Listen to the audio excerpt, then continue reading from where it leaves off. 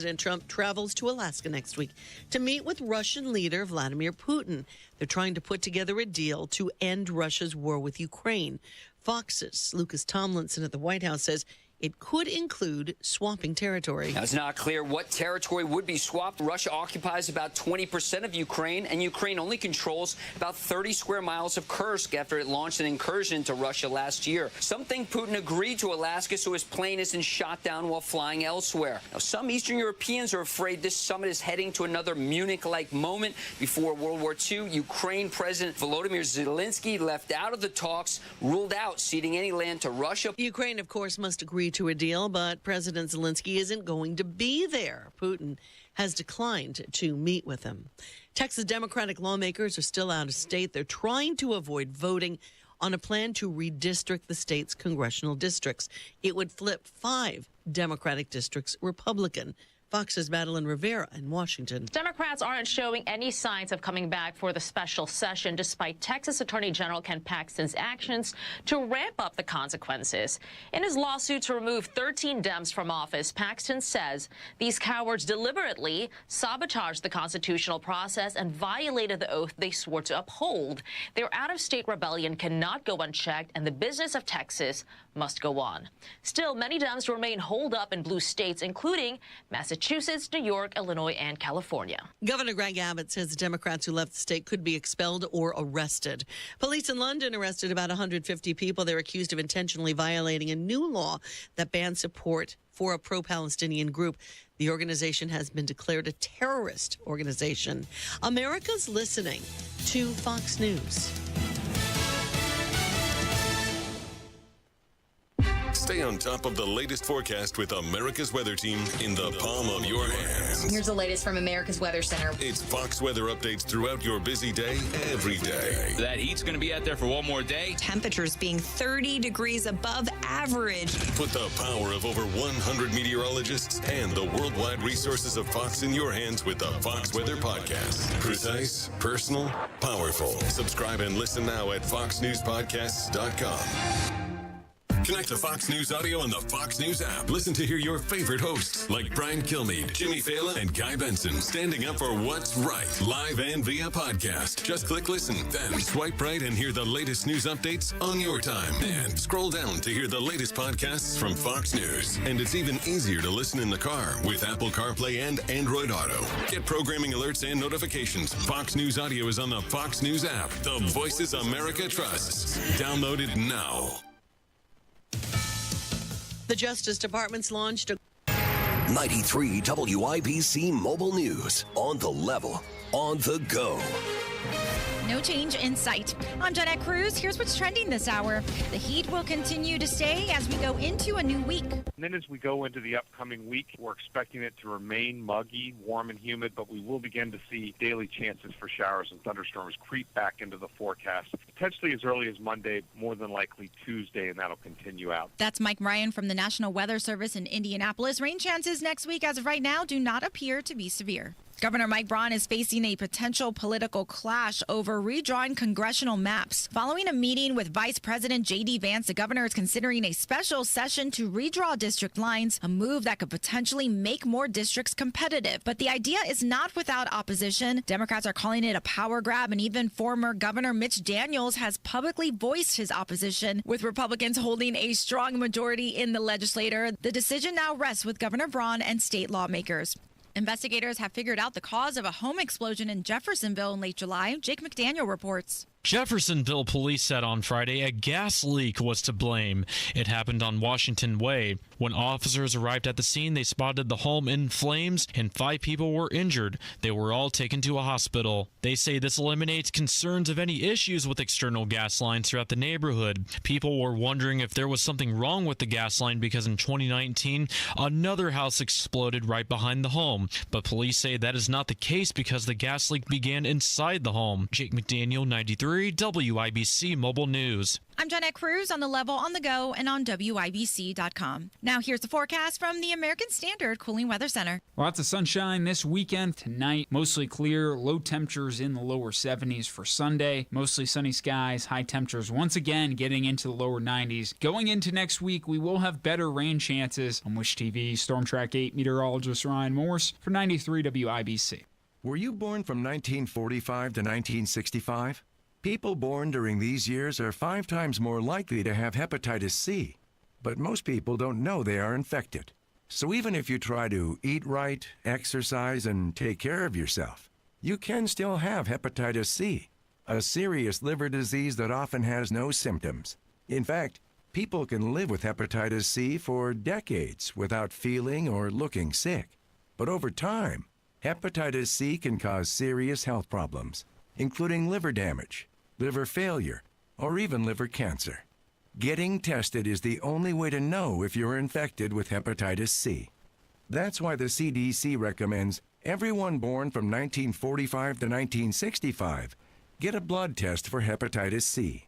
Treatments are available that can cure this disease. So talk to your doctor about getting tested. It could save your life.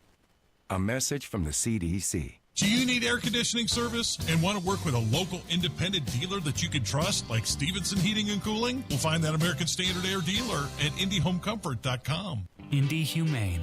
Find your new best friend today. Visit IndyHumane.org.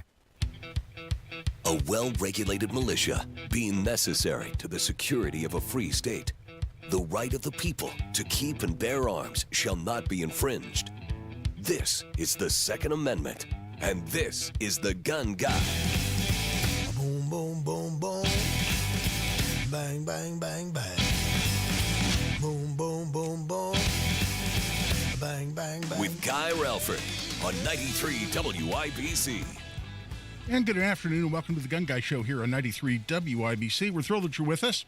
Got a lot to get into. Hope you're enjoying this absolutely beautiful summer day out there. A little warm, but not too warm to be enjoying some outside activities. Hope you got out. Hope you got to bust some primers and exercise your constitutional rights here over the weekend. If not, you got a lot of weekend left, and we hope you were able to do exactly that. I've got some cool events coming up that I want to share with people, and I'm excited about both of these for very different reasons. But just coming up this Tuesday, August 12th, this is in Plainfield, but there's a what's being described as a constitutional oath rally, but this is in support of Craig Haggard. If you know Craig is a representative, Indiana General Assembly. He's been in the news here lately for very unfortunate reasons because his wife was targeted by some idiot, reportedly someone in the State House, but targeted her with a deep fake AI editing of a video that she did when she was actually singing at a charity event. Talk about no good deed goes unpunished. She's singing at a charity event in order to support this particular charity. Somebody takes the video of this and edits it through AI in a way that made it pornographic. And that now is the subject of a criminal investigation, and I hope they find the idiots who did this. I don't care who they are. I don't care what their job is. You're in the State House. If you have fingerprints on this thing, you need to go to jail. You need to lose your job. And that is a crime, by the way. You create this kind of AI pornography and publish it, which is to show it to other people. That's a crime. It's a crime in Indiana. It's a crime in federal law. And I hope they fry these people's asses, whoever they are, and I don't care who they are. And I don't even care if they're people I may have supported in the past.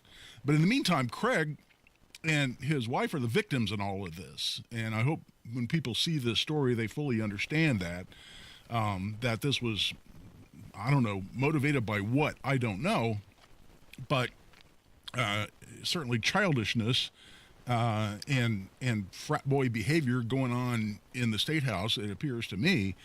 But in the meantime, there are more important things on Craig's agenda, including his political career. He's a representative in the Indiana State House. You may see at this event on Tuesday an announcement about his future plans. And in fact, I'm going to be there. I'm going to speak. and make an announcement in that regard. And we'd love for you to be there. It's Tuesday, August 12th. So this coming Tuesday, August 12th in Plainfield. It's at the Charleston Pavilion. Starts at 6 o'clock. If you don't know where that is, it's 5373 South Sugar Grove Road in Plainfield, or just Google Charleston Pavilion. Contributions not required, but if you'd like to make one, I'm sure that opportunity will avail itself. But I'm looking forward to being there. I've supported Craig since long before he was in the General Assembly. I met Craig when he was actually working for the NRA, and he was running the Friends of the NRA banquets, including one of the largest ones in the country we had in Hamilton County. And I got to know him and working with him in that regard, working on other issues with the National Rifle Association. After leaving NRA, he had some other career opportunities, but then got back into politics here in Indiana. He's been a great representative. I've worked with him on several bills, including a bill that he wrote his first session in the Indiana General Assembly. And, you know, a lot of times the freshmen, the brand new kids on the block as representatives in the General Assembly are just kind of looking to get the lay of the land. Well, not Craig. He had a bill. Not only that he introduced his first session, and it was to protect the confidentiality of the data that is in the Indiana License to Carry handgun database that the state police maintains. There was some concern that through Open Records Act requests or through even ATF requests for data on who has a license to carry in Indiana that could be used for nefarious purposes, including the creation of unconstitutional databases. There's been certainly examples of that being done and or attempted to be done in other states. And it was a legitimate concern. Craig jumped on that, not only wrote the bill, not only introduced it, but got it passed his very first session in the Indiana General Assembly here a few years ago. And he's had a successful career in the Indiana General Assembly since then, and I'm excited to support him. So if you want to come by and see us Tuesday, August 12th, 6 o'clock at the Charleston Pavilion in Plainfield, would love to see you. Another event that I'm also excited about for different reasons, and this is cool. This is a cool event. This is for the Salvation Army, and this is Clays for a Cause. And if you listen to the Gun Guy Show, you know I have great friends out at Indiana Gun Club, located there in Fortville. It's really northeast side of Indy. It's out on 113th Street, 14926 East 113th Street. Mailing address is Fortville out there, but it's right off of Geist, essentially. But this is where I learned to shoot sporting clays. Even though I've been an instructor for 30-some years, I've been a competitive shooter for a long time, and certainly trained and shot for my whole adult life. I just got into sporting clays, just really right before COVID hit.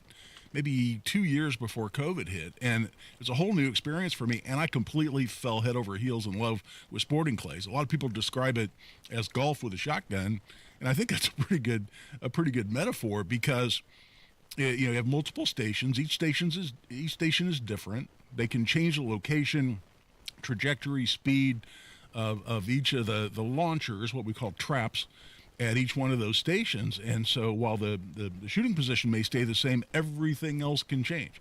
Where the birds are coming from, where they're going, how high they're going, how fast they're going, what direction, and it just makes it a load of fun. And I got into it. I started competing, started doing the competitions through the National Clay Target Association, and it's just been a lot of fun for me, and something I've enjoyed. In fact, I've slacked off a little bit on my clay shooting and want to get back to it. But on September 11th, the Salvation Army is having Clays for a Cause at Indiana Gun Club, and I'm going to go out. I'm going to go out and shoot this. But this is a fundraiser for Salvation Army, specifically to send children in need to the Hidden Falls camp. This is for underprivileged children. And the Hidden Falls camp is actually run by the Salvation Army. It's out near Bedford, and it's a beautiful location. They can go out there and they can do zip lining and ride mountain bikes, engage in archery, hike the hills and the woods out there. It's just a beautiful location and a great opportunity for underprivileged kids, but they need money to do that. And so you can come out, you can compete for prizes. There are going to be giveaways and door prizes. You can register as an individual. It's $225. And yes, that's a few coins, but this is exactly what we need to do to raise money to send these kids to this camp. If you want to put a team together of 4, you can do that for $800. So you can save some money. Each of you guys put a couple of Benjamins in the pile, and boom, you got a team registered. You can go out there and have a hell of a lot of fun, compete for prizes, maybe win the damn tournament. But in the meantime, much more importantly, send some underprivileged kids to camp there for the Salvation Army. So I'm going to be there. I'm going to shoot in it. Hell, if I'm going to shoot in it, I'm planning to win it. So you can come out and whip my butt, and in the same process as raising some valuable money for a great cause. And we'd love to see you out there and love to see you participate. You can check that out. You can just look at centralusa.salvationarmy.org. Let me give that to you again, centralusa.salvationarmy.org. I just Googled it. I Googled Clays for a Cause, Indiana Salvation Army, and boom, it came right up. And by the way, on the Haggard event that's this Tuesday night, that website, if you want to go, you can contribute, or you can register for this amount. For this event, you don't have to register. You can just show up.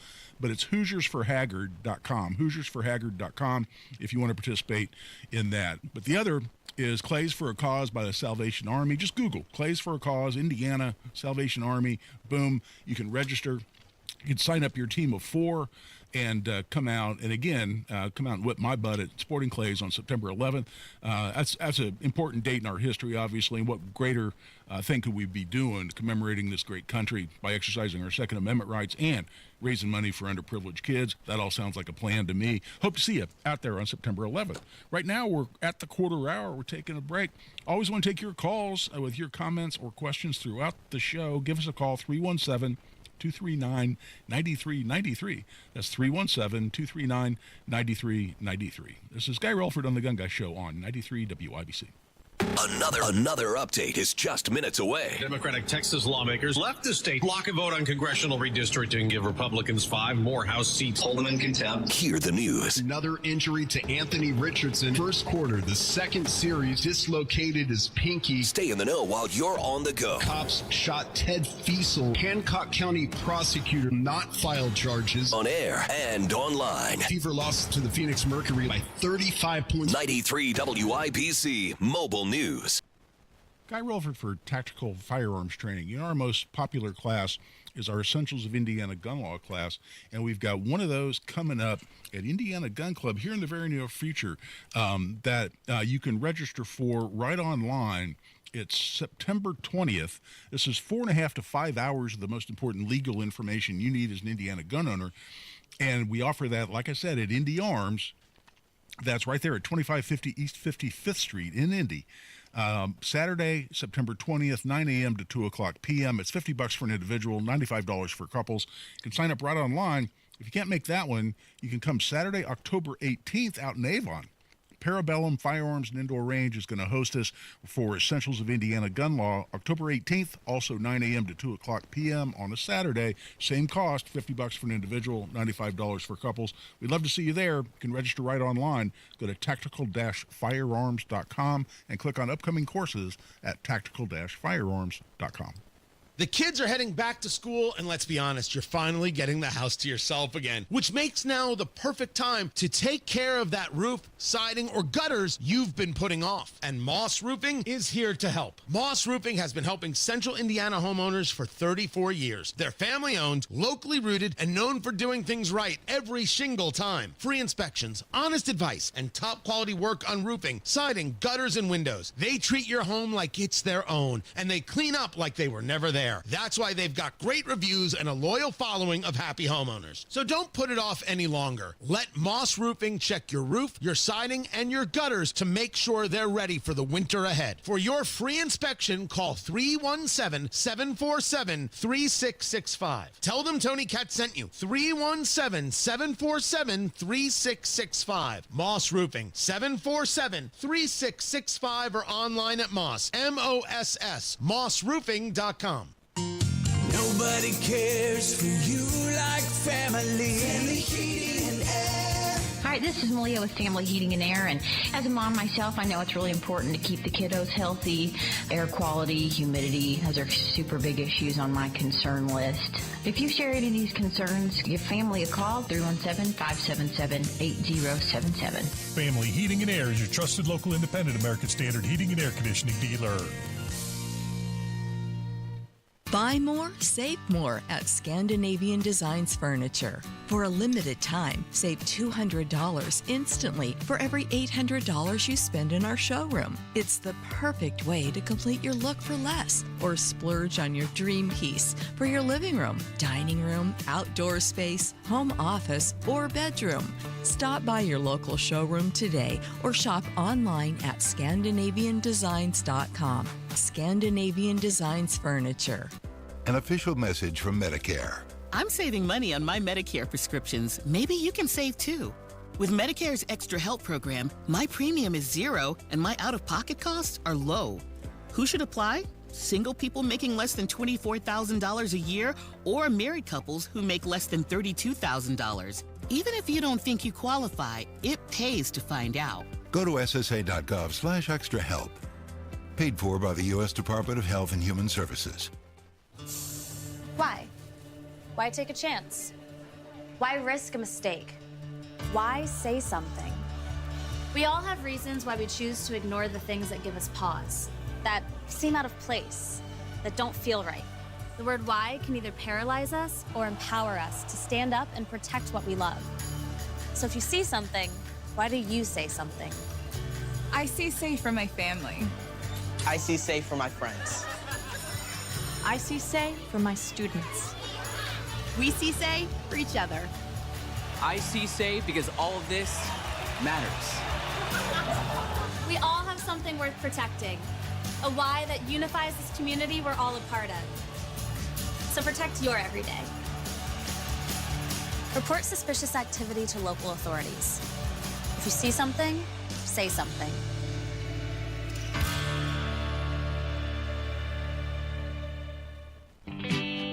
Indy Humane, committed to helping Central Indiana's pets in need since 1905. Find your new best friend today, indyhumane.org. Through their service, veterans have our backs. Now we should have theirs. Learn more at gotyoursix.org.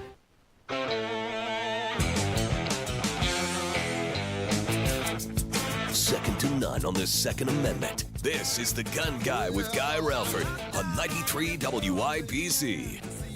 And welcome back. I'm Guy Relford on The Gun Guy Show on 93 WIBC. We're going to switch gears here a little bit, going to a new topic. But before we do, let's go to the phone lines. Ken has called, and welcome to The Gun Guy Show. Yes, I was calling about, a friend of mine lives in North Carolina. He's actually a deputy sheriff, and I have a gun that I wanted to sell him. Is there a process that's different if somebody's out of state, lives out of state? Yeah, generally speaking, is it a handgun or a long gun or?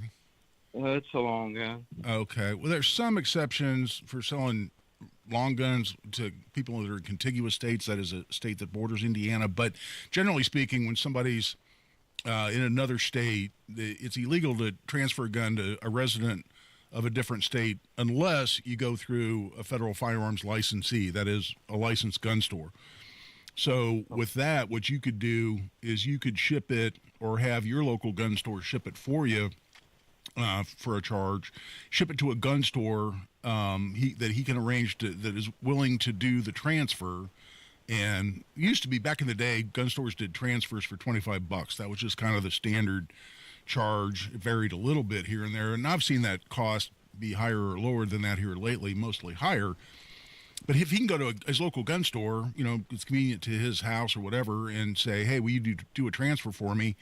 And the gun store says yes, then you have it shipped to that gun store, and he then goes in. He has to fill out the 4473 form, just like you do when you're buying a gun, pay the transfer cost, and they run him through NICS, and he passes the background check, and he takes the gun home. and you're safe, he's safe, everything's legal, and nobody goes to jail. There are limitations on shipping guns, so UPS. Typical UPS stores, they're outlet stores. You can walk in, they're not going to take a package that has a gun in it. Sometimes you can go to the hubs, get that to be done. But your local gun store can help you with that a lot because they ship guns all the time. And so they're a great resource. They may charge you a bit. But the very, to me, easiest and safest way, have your local gun store ship it to his local gun store. He pays the transfer fee, and boom, you're good to go. Let's get into an interesting topic here, and I was really glad to see this, and that is that just in the last couple of days, President Trump issued an executive order. And, after all the wacky and mainly unconstitutional things that Joe Biden did via executive order with respect to our Second Amendment rights,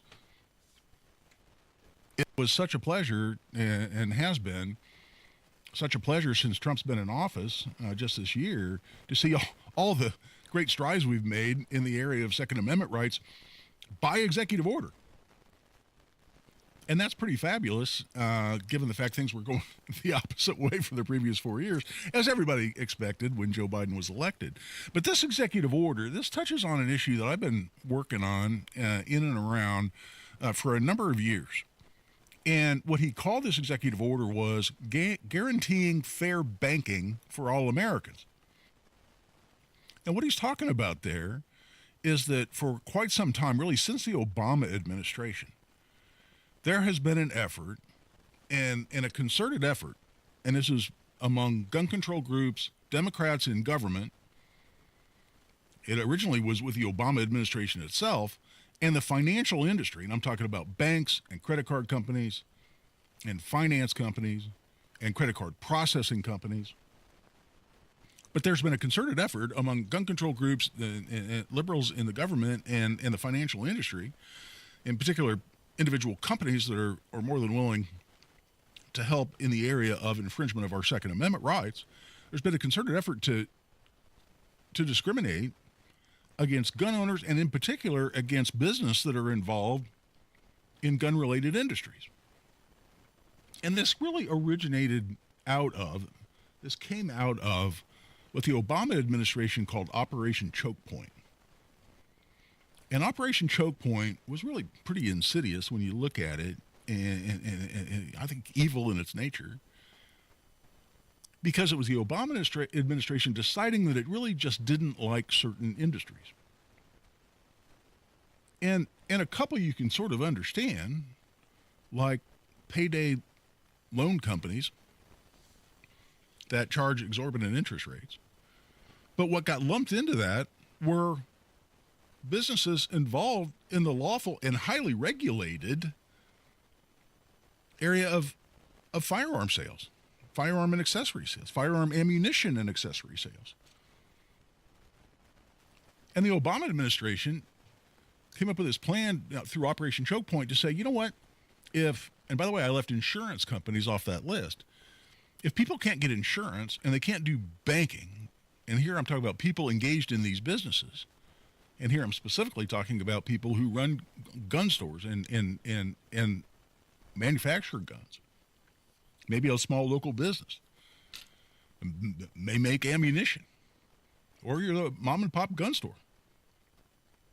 If you can't get insurance, you can't process credit cards, you can't run a business checking account or business account, how do you stay in business? And that was exactly the idea. The word choke was in Choke Point for a reason. They want to choke these businesses to death.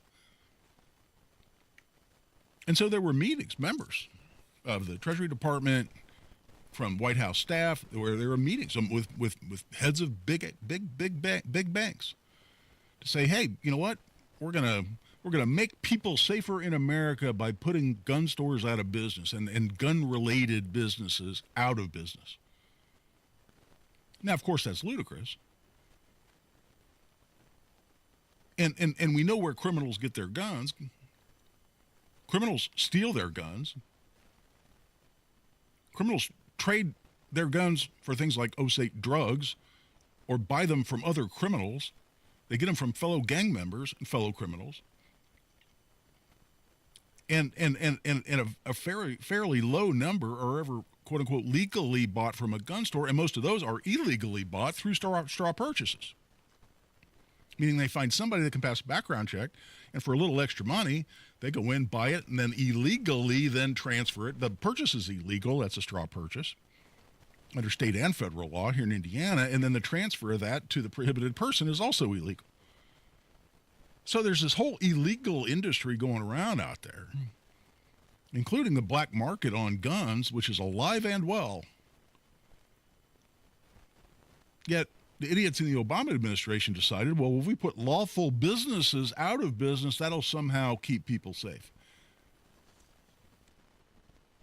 I don't think they even believed that. I think it was just vindictive. There had been such a long political battle with groups like NRA, and now, well beyond NRA, now we have Second Amendment Foundation and Gun Owners of America. And here in Indiana, the 2A Project. But gun owners and gun rights groups and gun-related businesses have been fighting with liberals for a long time, and I think a lot of it is just vindictiveness. National Shooting Sports Foundation, my friends in that organization, I've worked on some great legislation. And so, really, I think out of vindictiveness as much as anything, and perhaps a bit of poorly thought-out, misguided strategy of putting less guns on the street and keeping people safer, they wanted to choke out lawful businesses that are already highly regulated through the ATF and otherwise. And ever since then, we've seen a steady flow of incidents involving discrimination, not just against gun stores, against instructors. Yes, I had a credit card processing company, Square, tell me several years ago, oh, you do firearms instruction? We don't want to process your credit cards. What are you talking about? I teach people how to safely and responsibly handle firearms. People, I don't sell guns. They already have their gun. They come to me and I teach them how to safely and responsibly handle those guns.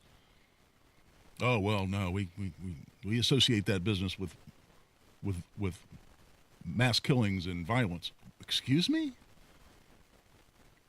I'm teaching lawful citizens how to defend themselves from criminal violence. You got this backwards.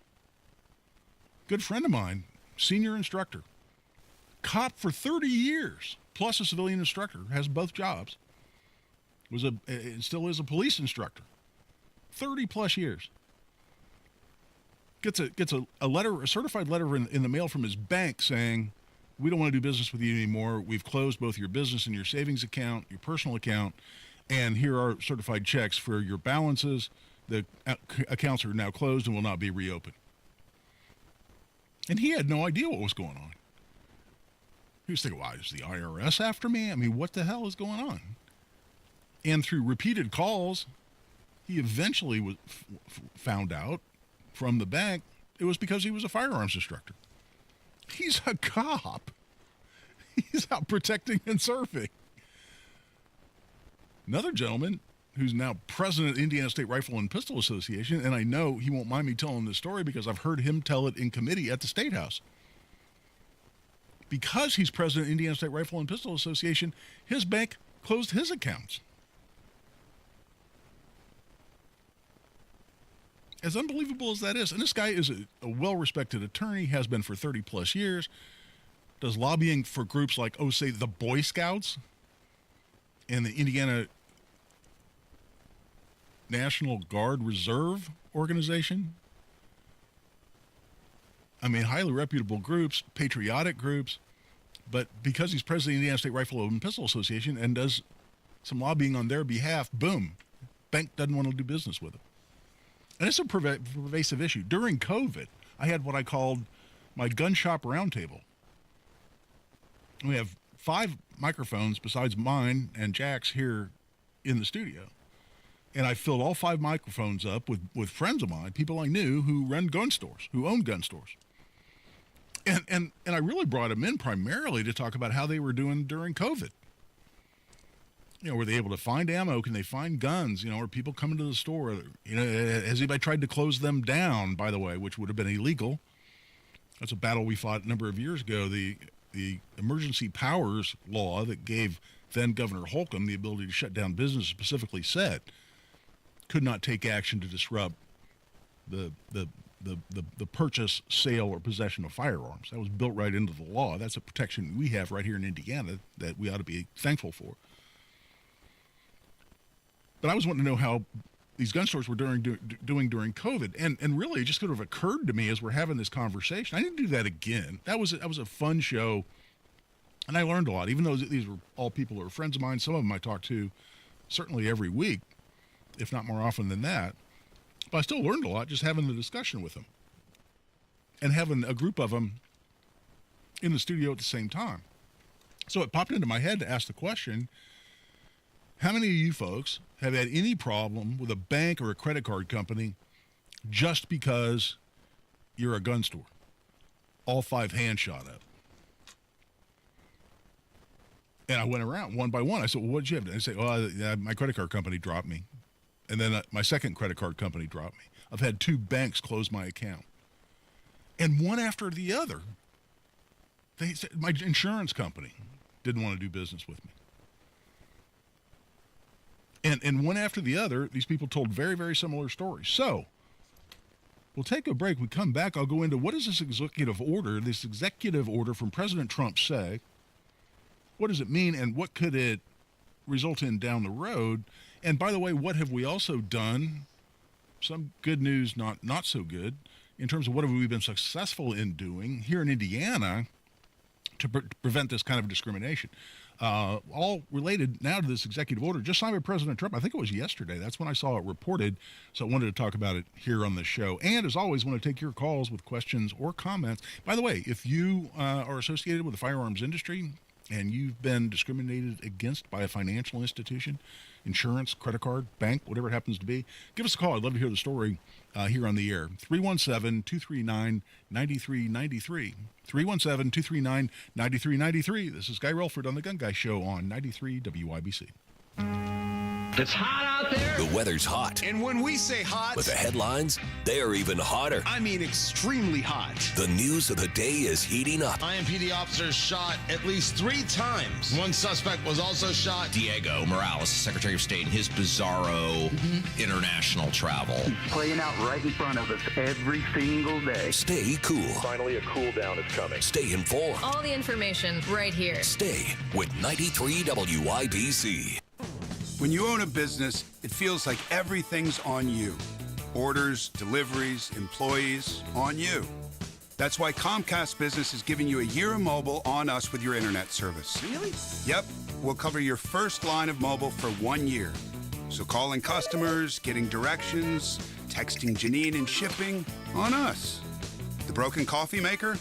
That one's still on you, which means you'll save hundreds for your business and get the fastest mobile service with 5G cellular and Wi-Fi hotspots on us. But hurry, this deal won't last long. Get a mobile plan and free up the budget to maybe, I don't know, fix that coffee maker?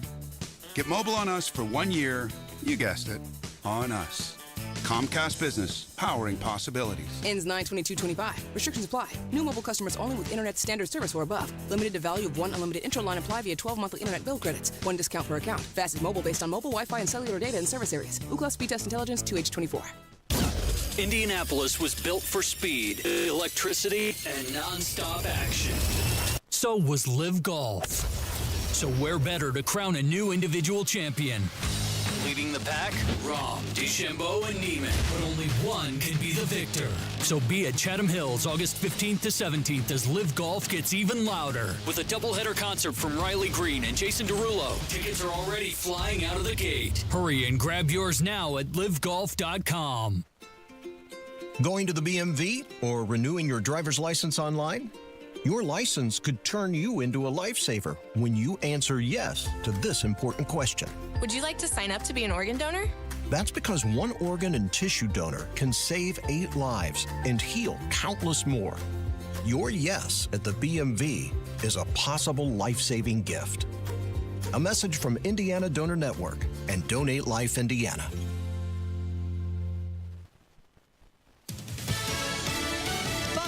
Daria Albinger, a shooting near the CDC offices in Atlanta, leaving a police officer dead. Officers moved quickly to attempt to find the shooter and to neutralize the threat to the community.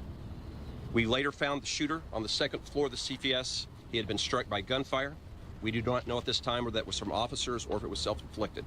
He was removed from the location by Atlanta Fire Rescue to render aid. He did pass at the scene. Police Chief Darren Shirebaum, state legislators from Texas, Democrats still out of state, trying to avoid voting on a redistricting plan. It's designed to flip 5 Democratic seats to Republican. We're going to arrest them and bring them back to the House if that's what needs to be done, or they'll show up. They can't win. They have a losing hand. Texas Lieutenant Governor Dan Patrick on Fox's Hannity. America's listening to Fox News.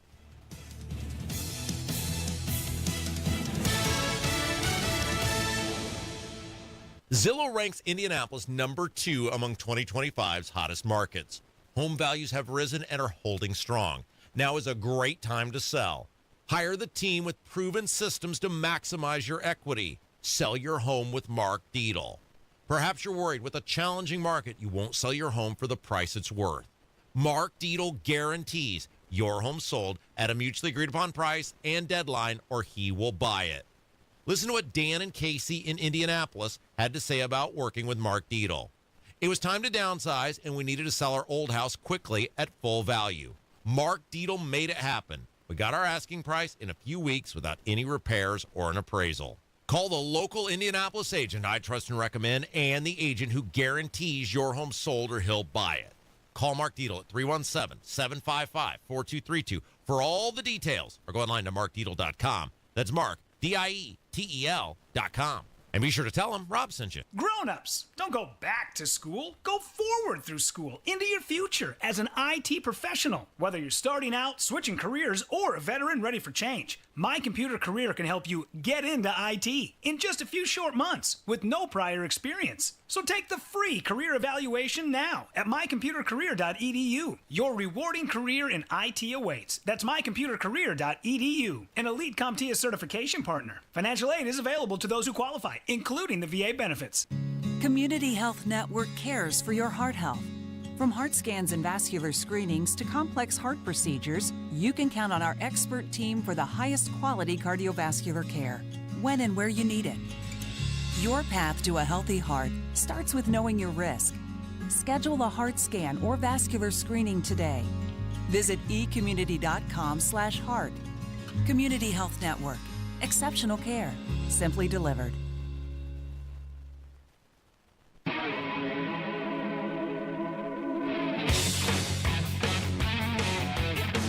The show about gun rights, gun safety, and responsible gun ownership. This is The Gun Guy with Guy Relford on 93 WIBC.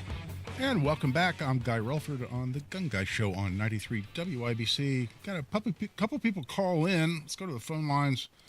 Fred has called. Fred, welcome to The Gun Guy Show. Yes, sir. Got a couple questions for you. First of all, let me give you the backdrop. So I am moving, and I am auctioning off a whole bunch of stuff, and I have a lot of firearms. Almost all of them I bought, privately.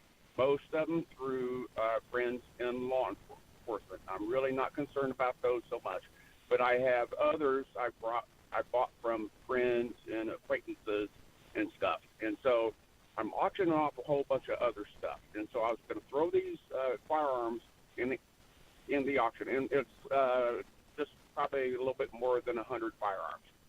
So I've gone to other auctions, and when they auction off firearms, usually you buy it, and then they transfer it to a licensed gun store, and then you go there, and you go through the NICS, and then you basically pick it up, there. So the auctioneer, which actually used to be an elected office, who's an auctioneer, has basically said that when he auctions off everything else I have, that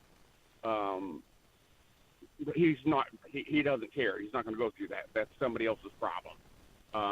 And now, when I bought firearms through a private citizen, I've had one of my cop buddies called in, make sure it's not stolen and things like that. However, it's possible that it could have passed then, but then later reported stolen, and then... Okay, Fred, buddy, this is getting a little long. Can you get to your question? Yeah, my question is, what should I do? He's saying he doesn't care. He basically auctioned it off, and he'll just turn around and hand it to him, and it's somebody else's problem. Am I stupid to allow that to happen? Yeah, well, listen, I can't give you legal advice on the radio, but I can tell you how the law works. The ATF says that you can always liquidate a private collection and do that as a private individual, and that doesn't put you in danger of being, quote unquote, engaged in the business of buying and selling firearms that you have to have a license for. And it sounds to me, even though there are a lot of guns involved, that's exactly what you're doing. You're just getting rid of guns. And taking the money instead of the guns. So you ought to be able to do that. But with that number of guns, and again, I'm not giving you advice. I'm telling you, if it were me, if I was liquidating that number of guns, I would be uncomfortable going through an auction that where the auctioneer company itself wasn't an actual FFL. And I've been to auctions where the auctioneer company has a federal firearms license. And so if it were me, I would find an auctioneer that has his federal firearms license and just have them do transfers on all of them. Now, that may diminish to some small degree the amount of income you get out of the thing, because they're going to say, well, we got to do all these transfers. But that to me would give me comfort if it was me making the decision, because one, I know it's being done legally, number one, and two, I know that my guns aren't going to end up, at least not immediately, in the hands of people who shouldn't have guns, because all these people go through a background check before they get any of my guns from the auctioneer. So without telling you what to do, that's how I'd approach that issue. Let's go back to phone lines, and Kelly has called. Is this my buddy, Kelly? Yeah, it sure is. How you doing, guys? Good, man. Kelly and Avon, how you doing, brother? Oh, I'm doing real good on a hot Saturday. Yeah. But I tell you what, before President Trump signed that executive order this week about telling the banks to quit discriminating against people, I would have figured our chances were about slim to none to get a bill related to that through the Indiana General Assembly. I know we had one up last year. It didn't get a hearing, and then 2024 we had one. We did get passed, but it didn't have the teeth we really wanted, with the Attorney General's office being the having the oversight with the big hammer. It ended up being the banking inspectors. Well, that was on the merchant credit codes, which I'm going to talk about. That's a subset to me of the banking discrimination issue. But I'm going to get into the credit card code issue. But you're right, Kelly. I mean, we've now at least 2 years. I think I can remember 3, because the chairman of the Banking and Finance Committee in the House has changed since the first time we did it. And where we were trying to get a bill passed in Indiana to prevent discrimination by financial institutions against those involved in the firearm industry or based on firearm ownership or having a firearms-related business. And I love the teeth that those bills had in them. And this was a model bill offered by the National Shooting Sports Foundation, who represents the industry, including gun stores and trainers and gun ranges and many other businesses in the firearm-related industry. And what it said is that if you discriminate against these businesses or these individuals based on their gun ownership or involvement in the firearms industry, that's fine. You can do that all day long, but the state of Indiana will not do business with you. So if you want to process credit cards for payments made to the state of Indiana, or you want to have any accounts related to business that being done with the state of Indiana, you can kiss that all goodbye. We're not telling you how to do it. That's why I liked it, because I'm not a big fan of government telling individual small businesses or big businesses, for the most part, how to do business. I'm a hands-off, laissez-faire conservative in that regard. But when it comes to my Second Amendment rights, I kind of like the idea of saying discriminate all the hell you want to. We'll just discriminate against you in terms of you doing business with the state of Indiana. I liked that, because that wasn't giving them an absolute mandate, telling them what to do. It was just telling them there'd be repercussions for discrimination. And not doing business with the great state of Indiana, that's a pretty big stick right there. Yeah, it is. But that's the bill. And Kelly, thanks so much for calling in. If people don't know, Kelly is the co-director of legislative affairs. Did I get that right, Kelly? Oh, yeah, it's either legislative or government. I go by Okay, either. all right. Co-Director of Government or Legislative Affairs for the Indiana State Rifle and Pistol Association, and Kelly does a great job there in the State House. He's been coming for years, even before he was part of the organization that did it, and then ISRPA was smart to get him involved, and he continues to do a great job. We're going to take a break here. When we come back, I'm going to talk about these couple of bills, and Kelly and I bumped up against them a little bit. But I want to talk about more specifically what these are, as well as get into a little more detail of what President Trump said in this executive order so people can hear what we're talking about. But again, if you've been the victim of discrimination, and even just on the YouTube chat, my buddy Ross Earls, that I just had make a rifle for me here just last year. He owns Rock Op Defense Solutions in Avon, just makes absolutely superior fighting rifles. On the AR-15 platform primarily, and he said it's a long list or something like that in response to my comments about discrimination against gun-related businesses by the financial industry. So there you go. But I'd love to hear your stories. Give us a call, 317-239-9393. I've got a lot of examples just from talking to a lot of my buddies in the firearms industry, but I'll get into more what bills we've had in Indiana, where we've had some success, where we haven't, and the overlay of what President Trump's executive order has to do with all of this. Get into all of that when we come back. This is Guy Relford on The Gun Guy Show on 93 WIBC. It's another week of this. There's a very good chance that we'll have a settlement. And another day for this. Water rose 28 foot in 45 minutes. Plus, another possibility of this. Monitor the weather condition, the National Weather Service. That's why another update is just minutes away. Start saying we're not taking this anymore. Just another day. Not with all this happening. Every day. Happening now. 93 WIBC and WIBC.com. Guy Relford for Tactical Firearms Training. Our most popular class is Essentials of Indiana Gun Law. That's 4.5 to 5 hours of the most important legal information you need as an Indiana gun owner. We'd love to see you there. The next one's Saturday, September 20th. Going to be at Indy Arms there on the northeast side of Indy. It's $50 for an individual, $95 for couples. This is the most important information you need if you own, have at home, or even possess a firearm, but certainly if you carry a gun.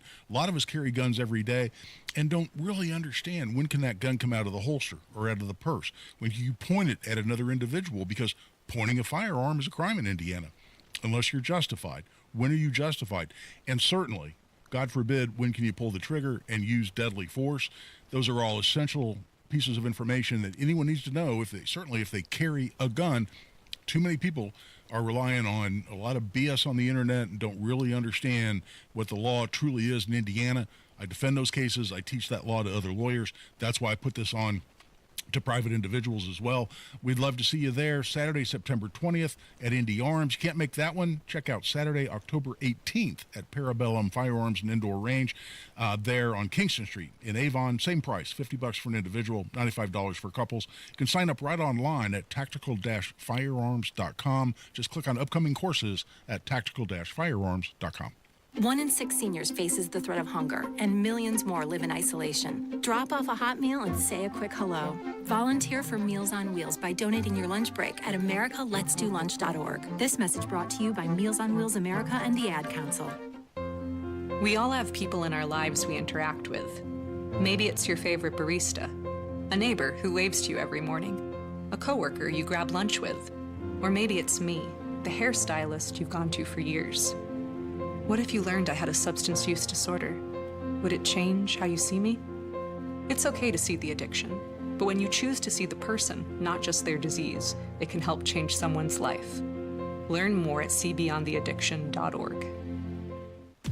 At Verizon, lock in a low price on the best 5G in Indianapolis and be the best you. Stream your favorite music on your morning commute. Get tickets to that new Blockbuster and save big with Verizon while you do it all. Switch today and pay $50 a month for a single line. That's right, just $50 a month when you bring in your phone on unlimited welcome with autopay plus taxes and fees. Stop by your nearest Verizon store today. $15 monthly promo credits applied over 36 months with a new line on unlimited welcome. In times of congestion, unlimited 5G and 4G LTE may be temporarily slower than other traffic. Domestic data roaming at 2G speeds. Rankings based on RootMetrics Root Score report dated 2H 2024. Your results may vary. Additional terms apply. Stay on your home court with Franciscan Health's top-rated cardiac heart care. No traveling, no waiting. Just award-winning heart care right where you live. Rated #1 in Indiana 2 years in a row for cardiology and cardiac care by Health Grades, Franciscan Health offers first-in-the-world treatments, cutting-edge technology, and unmatched compassion, because we believe every heartbeat is extraordinary. Don't sit on the sidelines with heart trouble. Schedule a same-day cardiology appointment today at franciscanhealth.org/heartcare. Tune in to the Absolute Retirement Planning Show. When retirement comes about, we're now relying on what we have saved to meet those needs. Sundays at 9 a.m. right here on 93 WIBC. Two of the best summertime traditions are back. The Indiana State Fair and the Indiana Farmers Dairy Bar since 1941. This year featuring the key lime pie milkshake and the smoked Gouda Q grilled cheese with Gouda cheddar barbecue sauce on Texas toast. The Indiana Farmers Dairy Bar since 1941. Open 9 to 9 at the Indiana State Fair, across from the Coliseum. Brought to you by American Dairy Association Indiana, your Hoosier Dairy Farm families. Find out more at winnersdrinkmilk.com. Busy day? No problem. The WIBC Mashup podcast catches you up with standout moments from your favorite shows. Fresh episodes every weekday. One click, all the good stuff. Get your daily fix. Search WIBC Mashup wherever you get your podcasts. Now you've got a gun guy. Guy Relford on 93 WIBC.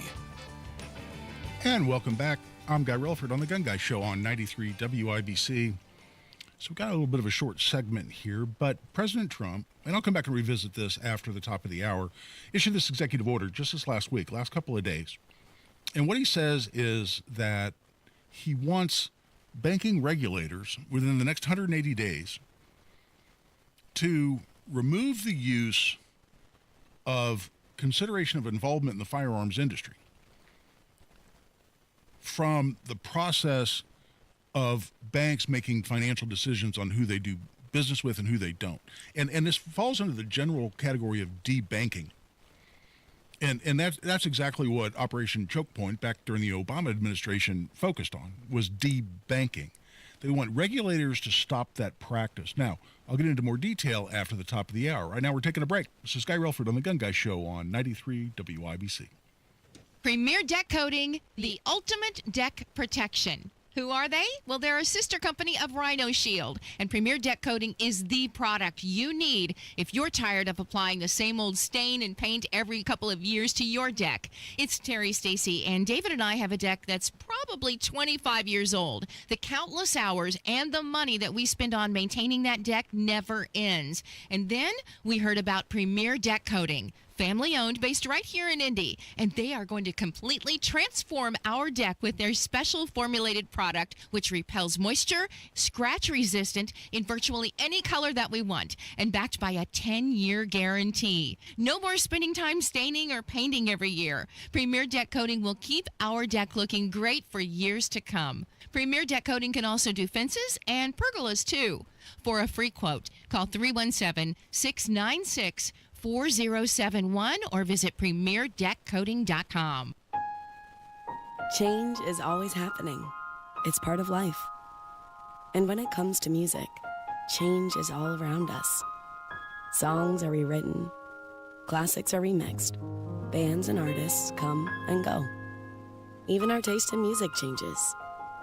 Here at Xfinity, we know there's still good in keeping some things the same.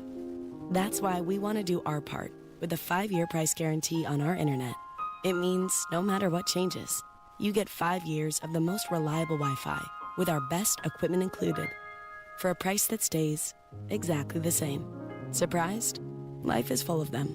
One internet price, 5 years, guaranteed. Learn more at xfinity.com/deals. Restrictions apply. New residential customers only. Taxes and fees extra and subject to change. Most reliable Wi-Fi based on Open Signal Awards USA. Fixed Broadband Experience Report, August 2024. An official message from Medicare. I'm saving money on my Medicare prescriptions. Maybe you can save too. With Medicare's Extra Help program, my premium is $0 and my out-of-pocket costs are low. Who should apply? Single people making less than $24,000 a year, or married couples who make less than $32,000. Even if you don't think you qualify, it pays to find out. Go to ssa.gov/extra-help. Paid for by the U.S. Department of Health and Human Services. Nobody cares for you like family. Family Heating and Air. Hey, this is Malia. We often get asked when is the best time to buy, and the answer is today, not tomorrow. With rising utility costs, rising product costs, and missed opportunity costs, which you could be saving with a high-efficiency system. Give us a call today to schedule your free in-depth estimate, 317-577-8077. Family Heating and Air is your trusted local independent American Standard heating and air conditioning dealer. Broadcasting from the Technology Recycler Studios, this is Indy's Mobile News, 93 WIBC. WIBC HD1 Indianapolis. The news starts now.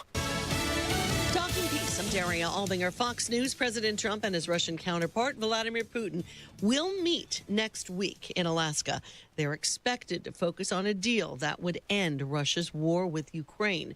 Fox's Lucas Tomlinson at the White House says it could include swapping territory. It's not clear what territory would be swapped. Russia occupies about 20% of Ukraine, and Ukraine only controls about 30 square miles of Kursk after it launched an incursion into Russia last year. Some think Putin agreed to Alaska so his plane isn't shot down while flying elsewhere. Now, some Eastern Europeans are afraid this summit is heading to another Munich-like moment. Before World War II, Ukraine President Volodymyr Zelensky left out of the talks, ruled out ceding any land to Russia. But Zelensky will not be there. Putin has declined to meet with him. This stopped California. Texas Democratic lawmakers continuing their out-of-state odyssey as they continue to avoid voting on a plan to redistrict the state's congressional seats. It would flip 5 Democratic districts Republican. Fox's Madeline Rivera in Washington. Democrats aren't showing any signs of coming back for the special session, despite Texas Attorney General Ken Paxton's actions to ramp up the consequences. In his lawsuit to remove 13 Dems from office, Paxton says these cowards deliberately sabotaged the constitutional process and violated the oath they swore to uphold. Their out-of-state rebellion cannot go unchecked, and the business of Texas must go on. Still, many Dems remain holed up in blue states, including Massachusetts, New York, Illinois, and California. Governor Greg Abbott says the Democrats who left his state could be expelled or arrested if they don't return by a set deadline. President Trump has nominated State Department spokeswoman Tammy Bruce to be the next deputy UN representative to the UN, calling her a great patriot who will represent our country brilliantly. America's listening to Fox News. Stay on top of the latest forecast with America's Weather Team in the palm of your hands. Here's the latest from America's Weather Center. It's Fox weather updates throughout your busy day, every day. That heat's going to be out there for one more day. Temperatures being 30 degrees above average. Put the power of over 100 meteorologists and the worldwide resources of Fox in your hands with the Fox Weather Podcast. Precise, personal, powerful. Subscribe and listen now at foxnewspodcasts.com. Connect to Fox News Audio on the Fox News app. Listen to hear your favorite hosts like Brian Kilmeade, Jimmy Fallon, and Guy Benson standing up for what's right, live and via podcast. Just click listen, then swipe right and hear the latest news updates on your time. And scroll down to hear the latest podcasts from Fox News. And it's even easier to listen in the car with Apple CarPlay and Android Auto. Get programming alerts and notifications. Fox News Audio is on the Fox News app. The voices America trusts. Download it now. 93 WIBC Mobile News. On the level, on the go. The humidity stays, but rain is coming our way. I'm Donna Cruz. Here's what's trending this hour. As the rain chances increase for next week, so does the chance for flooding. The main threats with these storms would be what we've been seeing the last couple of weeks. Storms will be slow movers, locally heavy rainfall, maybe some localized flooding in areas where storms don't move. Those would be the big things we'd be looking for. Mike Ryan with the National Weather Service in Indianapolis. Severe weather is not expected to hit the state. The parents of a 6-year-old Elkhart boy are facing charges of felony murder after their son died from multiple injuries. The boy was found unconscious with extensive bruising. According to police, the parents claim the boy's injuries were self-inflicted. However, investigators uncovered evidence on their phones, including photos, videos, and messages that reportedly documented the abuse. Surveillance footage also shows the father forcefully slamming the boy to the ground shortly before he became unconscious. The investigation is ongoing. Notre Dame center Ashton Craig is gaining national attention ahead of the 2025 season. Len Clark reports. The junior from Lawrenceburg has been named to the Remington Trophy watch list, which honors the top center in college football. Despite missing most of 2024 with a season-ending injury, Craig's impact was felt early, helping the Irish offense average over 210 rushing yards per game and led all Power 4 teams with 45 rushing touchdowns. Ashton and the Fighting Irish opened the 2025 season on the road at Miami. Len Clark, 93 WIBC Mobile News. I'm Jeanette Cruz on the Level, on the Go, and on WIBC.com. Now here's the forecast from the American Standard Cooling Weather Center.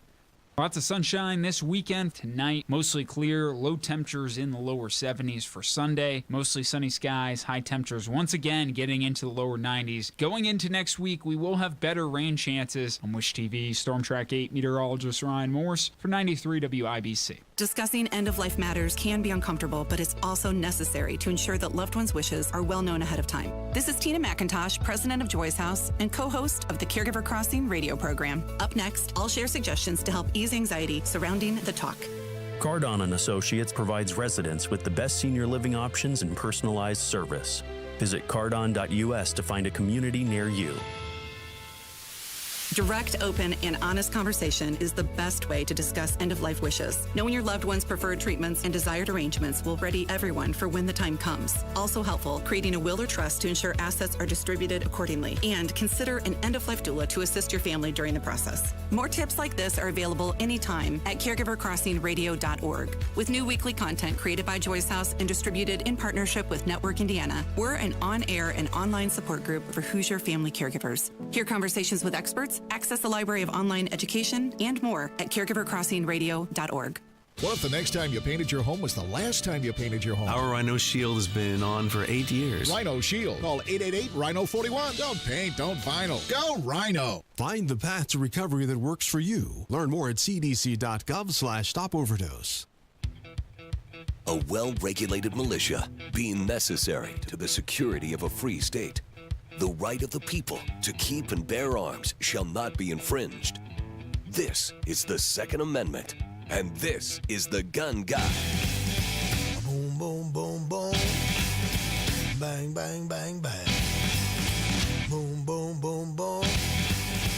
Bang, bang, bang. With Guy Relford on 93 WIBC. And welcome back for hour number 2 of the Gun Guy Show here on 93 WIBC. Before the break, I was talking about this executive order that came out from President Trump. It has to do with debanking of those individuals or businesses involved with firearms or the firearms industry. And it's to prevent the kind of discrimination that we've been seeing for a number of years, certainly since the Obama administration, as I mentioned.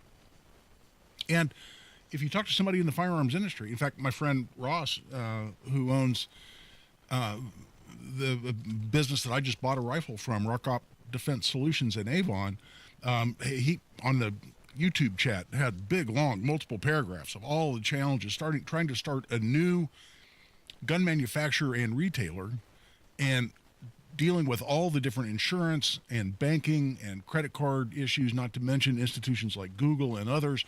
The discrimination is just rampant against Second Amendment related businesses. But the executive order, it comes out, and it went to primarily the regulators within the federal government that regulate the banking industry, and it said focus on either new rulemaking or even potentially new legislation that can reduce or eliminate this unlawful debanking, that is, depriving banking and other financial services on a discriminatory basis. And then also directed the Small Business Administration to, among other things, inform all of the SBA's clients or members that if they've been denied access to payment processing services, for instance, or banking services by financial institutions, that those rights are being restored. And it further orders the Treasury Secretary to develop a comprehensive strategy for further measures to combat politicized or unlawful debanking activities. And again, this is focused specifically on firearms-related businesses. So this is music to my ears. However, just as we said over and over again, when Joe Biden issued executive orders telling the ATF to basically run out and infringe our Second Amendment rights at every opportunity, we would say, hold on, he's trying to do by executive order what only Congress can do. And then we won, I say we, meaning pro-2A groups like Gun Owners of America and Second Amendment Foundation, NRA, and others, won in court because the ATF exceeded its authority and oftentimes changed the words of Congress in trying to do what Biden wanted the ATF to do. For instance, when they banned bump stocks, they essentially changed the definition of machine gun that Congress wrote in the National Firearms Act in 1934. And same thing when they tried to ban forced reset triggers. They exceeded their authority, and their rules were inconsistent with the federal statutes they're regulating under. And the same argument that we used when we didn't like what Biden was doing by executive order, and the same legal arguments and the limitations on the process required by what's called the Administrative Procedures Act, which tells federal agencies how they have to pass regulations and how they go through rulemaking and that whole process with public comment, et cetera, et cetera. That's how we got the pistol brace regulation declared unenforceable in a court in Texas, because the ATF didn't comply with the Administrative Procedures Act and just sort of made it up as they went in a way that wasn't legal, and that's why it got tossed. So we're on the other side of all those arguments now. And that's okay if Congress is willing to get in at the federal level. And to some degree, we can fix a lot of this at the state level here in Indiana if we can get not just the members of the Indiana General Assembly, but the committee chairs that actually matter on this issue, like, say, the Banking and Finance Committee in the House and the parallel committee in the Senate, where we've bogged down on this before. Because if we can get the laws changed to make this kind of discrimination illegal, or at least create important disincentives to make banking institutions, financial institutions think twice about this kind of discrimination, then we can go a long way toward fixing the problem. So, as I mentioned on the call with Kelly, we've had a bill at least twice, I want to say 3 times, filed in the Indiana General Assembly that would say, hey, financial institutions, you can't discriminate against the firearms industry or individuals involved in the firearms industry on that basis. And if you do, the state of Indiana will discriminate against you by not doing business with you. Again, it wasn't a law that said you cannot do this, it is illegal, because a lot of the free enterprise people, a lot of people supporting the business side, free business, unburdened by government regulation, said, hold on, I had a little bit of problem just telling them they can't make their own decisions on who they do business with. That's why I like the stick that came along with that bill, that is the enforcement provision, because it didn't say they couldn't discriminate. You can choose who you do business with, but guess what? The state of Indiana can choose who it does business with as well. And to a free enterprise guy, that sat a little easier with me. But that's the bill we can't get through committee. We had it heard in the House Banking and Finance Committee once, after we had a hearing on it. And a lot of people told a lot of compelling stories. I told my stories about how credit card companies didn't want to do business with me. Charlie Hiltunen, the president of the Indiana State Rifle and Pistol Association, told his story about just because he's a president of ISRPA, he had banks not want to do business with him. And gun stores, gun shop owners, we had a lot of compelling testimony. And then you had the banking lobby people stand up with the gangster-style pinstripe suits, I want to add, and think, well, basically we're big banks and we ought to do business the way we damn well want to do business. It was the message I heard. I may not be completely objective in that assessment. And lo and behold, the committee chair didn't call it for a vote. We took testimony. We heard testimony. The committee heard testimony, but then it didn't get a vote. And it never did. It just sort of went away. And then the next year or two, we had the same bill offered, couldn't even get it a hearing in committee. That's frustrating. Have we done any good at all in this area? Well, a couple of bills we've had passed have become law that are much more tangential in my mind. Got to deal with more peripheral issues, but on the same subject generally. One is that the treasurer, through one statute, has been directed to look at where Indiana pension funds go in terms of what financial institutions and determine if they're using these sort of woke scoring systems on now the acronym's not coming to me, on social issues that includes participation in the gun-related industry as a means of discriminating against what customers that they will take or what businesses they will support, those financial institutions that use those sort of woke social credit scores, for lack of a better term, won't be the financial institutions that Indiana invests with for purpose of it's very large, and I'm sure very lucrative for the financial institutions that handle them, things like pension funds administered by the state of Indiana. So in terms of the sort of woke social credit scores that we've seen companies utilize, Indiana has taken a step to discourage that. One that I was very glad to see pass, and I testified in favor of this in both the House and the Senate, as I recall, was a bill just in the last year, I believe, 2024, might have been 2023 now I think about it. It's a bad thing when you get old, time goes by a lot faster. But it was a bill offered by Representative Jake Teschka that we got passed, signed into law by Governor Holcomb. And this has to deal with the use of merchant credit codes. And what I thought was a very devious scheme by gun control proponents, liberals in government, and the financial industry to not only discriminate against gun owners, gun-related businesses, or individuals involved in the firearms industry, to not only discriminate against them, but to gather data on them that would be useful for future discrimination through merchant credit codes. What are merchant credit codes?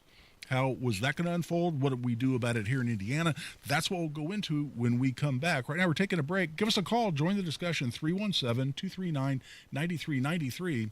317-239-9393. This is Guy Relford on The Gun Guy Show on 93 WIBC. Kendall and Casey. Look at how he just broke it further than it was already broken. Why would you think he's going to fix anything? You had the chance. You know you need to listen to? Us. We're the ones who are right. We're the ones who will tell you how it is. We're the ones who always stand up and own it. You need to listen to us. Stop listening to these politicians. They are to blame. Kendall and Casey. Weekdays 9 till noon on 93 WIBC and WIBC.com.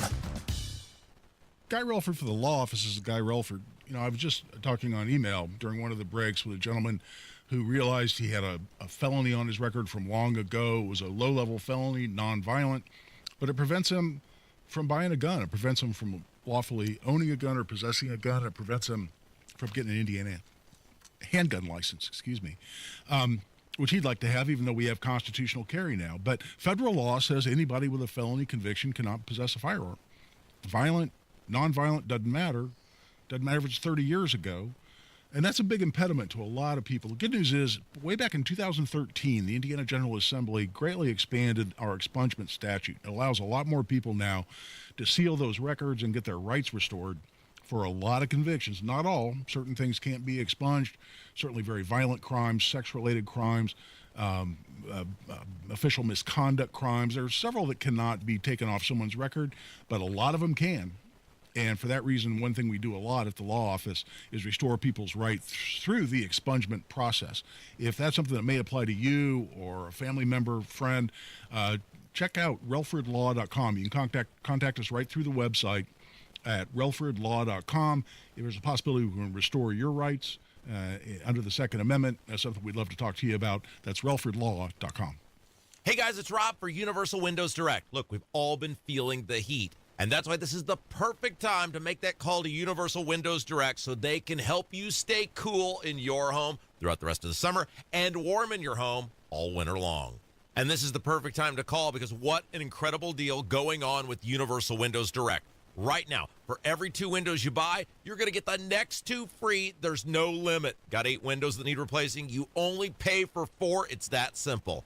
And here's the part I really love. You'll get no interest for 5 whole years. That's right, 60 months of 0 interest financing, which makes upgrading your home not just smart, but affordable too. Now, some restrictions may apply. So to get all the information and most importantly, schedule a totally free, no hassle, no obligation in-home estimate, call Universal Windows Direct today, 317-659-7574. 317-659-7574. Check them out on the web, universalwindowsdirect.com. Tell them Rob sent you. Zillow ranks Indianapolis number 2 among 2025's hottest markets. Home values have risen and are holding strong. Now is a great time to sell. Hire the team with proven systems to maximize your equity. Sell your home with Mark Dietel. Perhaps you're worried you need costly repairs or upgrades to sell your home. Mark Dietel guarantees your home sold at a mutually agreed upon price and deadline, or he will buy it. Listen to what Luke and Emma in Franklin had to say about working with Mark Dietel.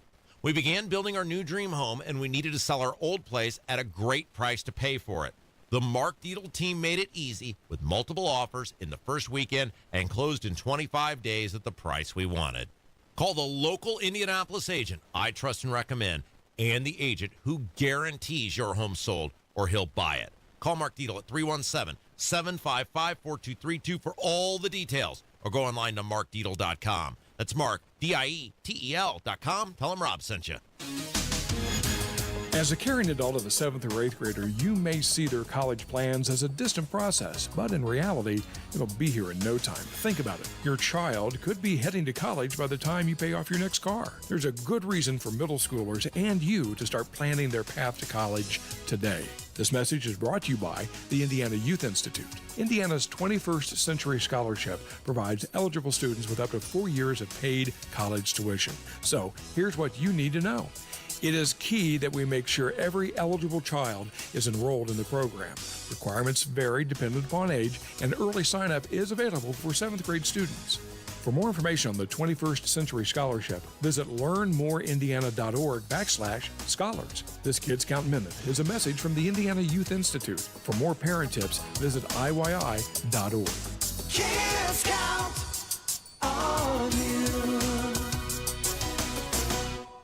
For all your home's heating, air conditioning, plumbing, and drain needs, remember the man for all seasons, Chapman. Drain cleanings right now, only $89. Schedule online today at chapmanheating.com. That's chapmanheating.com. To protect his family from disaster, Steve used his camera phone. Done. By taking pictures of his important documents, Steve can always have them stored online. Learn more simple disaster prep tips at ready.gov. A message from FEMA and the Ad Council. Up to 100 times more potent than morphine, the tiniest amount of illegal fentanyl is all it takes to cause an overdose.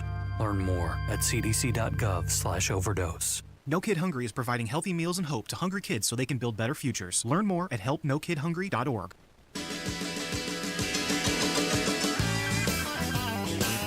Your rights, your responsibilities, your guns. This is The Gun Guy with Guy Relford on 93 WIBC. So what did we do here in Indiana to prevent the use of quote-unquote merchant credit codes in a way that can discriminate against gun-related, firearms-related individuals or businesses? Because you don't necessarily associate those things, merchant credit codes. Well, what happened is back in September of 2022, the International Standards Organization, it's actually based in Switzerland, they're the ones who come up with these credit card codes. When you use your credit card or your debit card, there's a code that gets associated with the kind of purchase that you just made based on the business that you're doing the transaction in.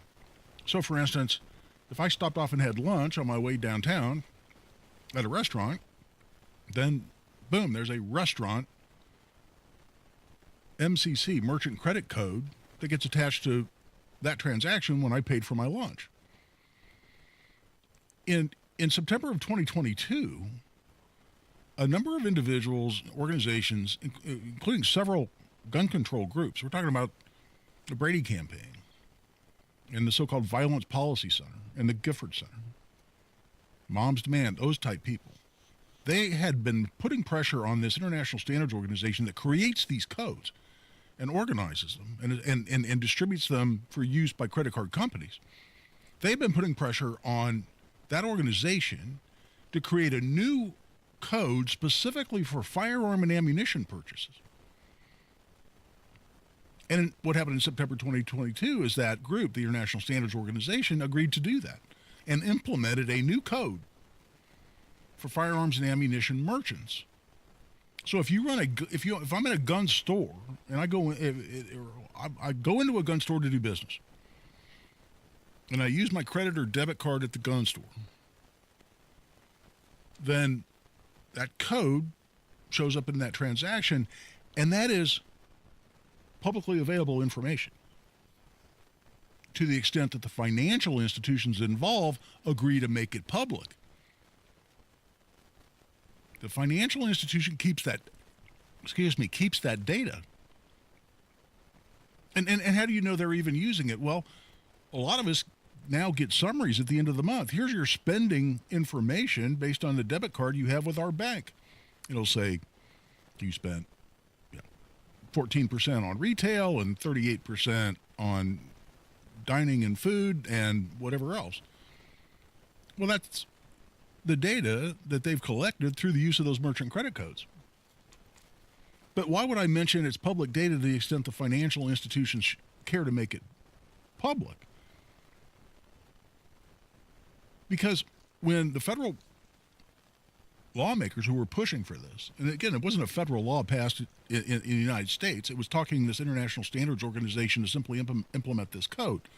But when people were announcing it, like anti-gun politicians, like the gun control groups, the announcement they made, they said they called this the first step towards facilitating the collection of valuable financial data that will help law enforcement in countering the financing of terrorism efforts and identifying potential mass shooters.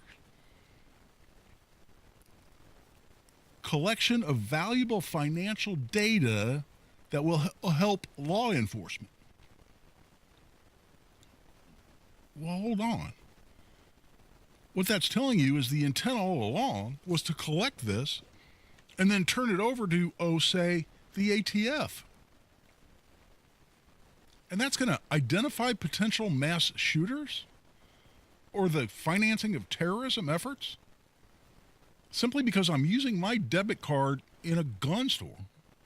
What makes no sense. Identifying potential mass shooters. Let's focus on that one.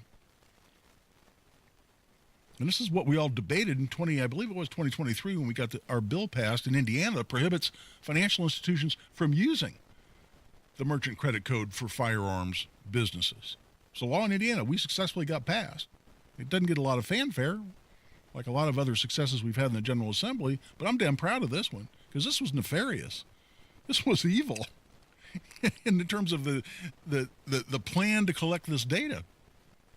Collect the data on law-abiding citizens using their debit or credit cards in highly regulated lawful businesses. Now, are crimes ever committed? Do people ever illegally buy guns or attempt to do so? Sure. But 99.9% of the data collected was going to be on you and me using our credit or our debit cards in gun stores.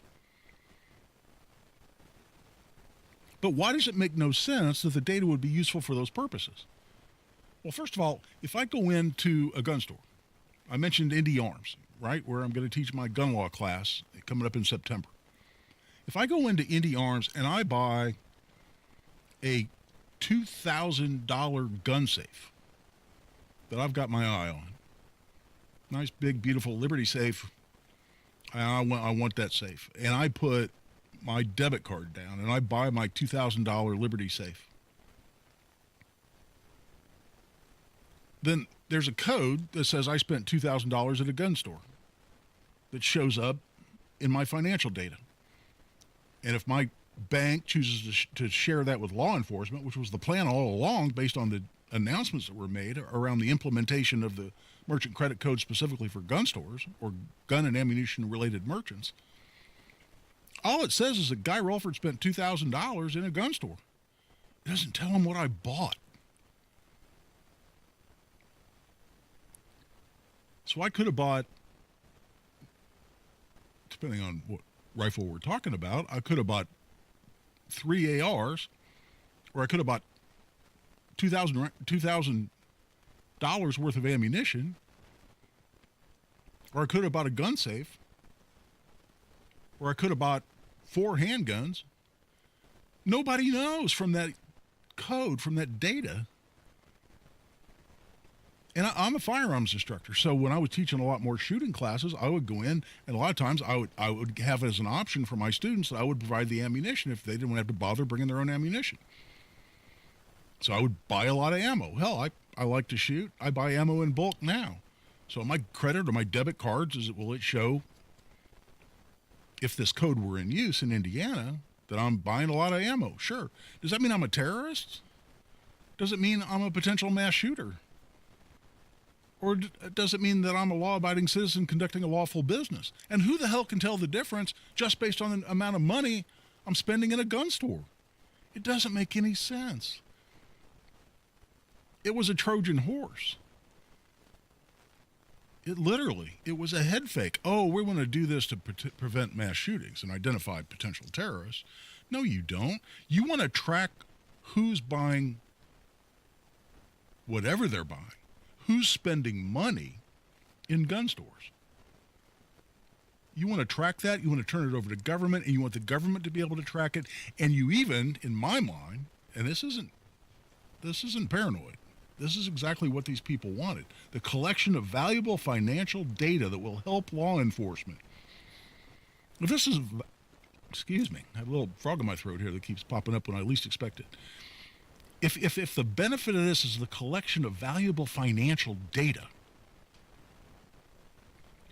that will help law enforcement, quote unquote, what does the government do when you give them a lot of data? Like, say, millions and millions, tens or hundreds, who knows, how many millions of transactions that go on in gun stores every day across this country. And certainly the aggregate number that build up in what is the government going to do with that? They're going to put it in a database.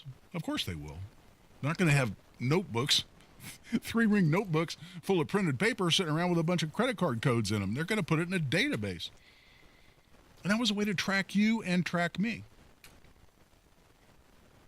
And if you don't think, given the same banks that are closing accounts based on businesses that people are in, or even what private organizations like the Indiana State Rifle and Pistol Association, you may be part of the leadership of, you don't think they'll start shutting down people's credit or debit account, checking accounts based on how much money they're spending in gun stores that they can track through these codes? It's a basis for discrimination, and it's a basis for government overwatch.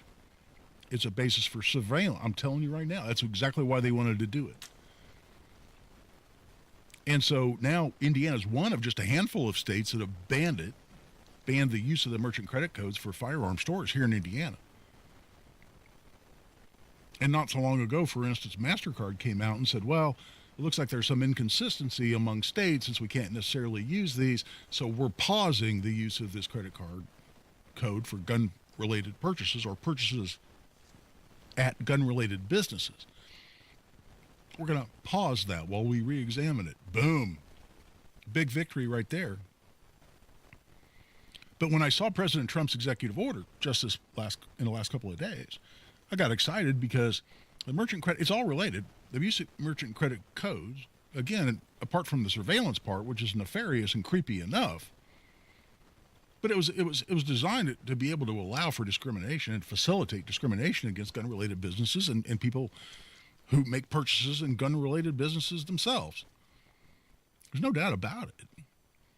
And so the general discrimination Trump's looking to head off, we've already taken at least one swing at that successfully here in Indiana, and there's more work to be done. And the general discrimination bill, the general anti-discrimination bill, is one that I still want to push. Give us a call. You want to join the discussion, 317-239-9393. We're taking a break. We'll shift gears a little bit when we come back, go to a different subject. And if we got any callers, we'll go to the phone lines. Give us a call, 317-239-9393. This is Guy Relford on The Gun Guy Show on 93 WIBC. Hammer and Nigel. Weatherman upset that Trump cutting some funding to the National Weather Service. The war on science. Yeah, tell me more about that science that told me I had to wear a mask made in China that didn't protect me from anything. Tell me about the science of 6 feet apart. Tell me about the science of being in a restaurant. You can sit down and eat with no mask, but you got to stand up and wear a mask. But if you go to can, you got to stand back up and put it on again.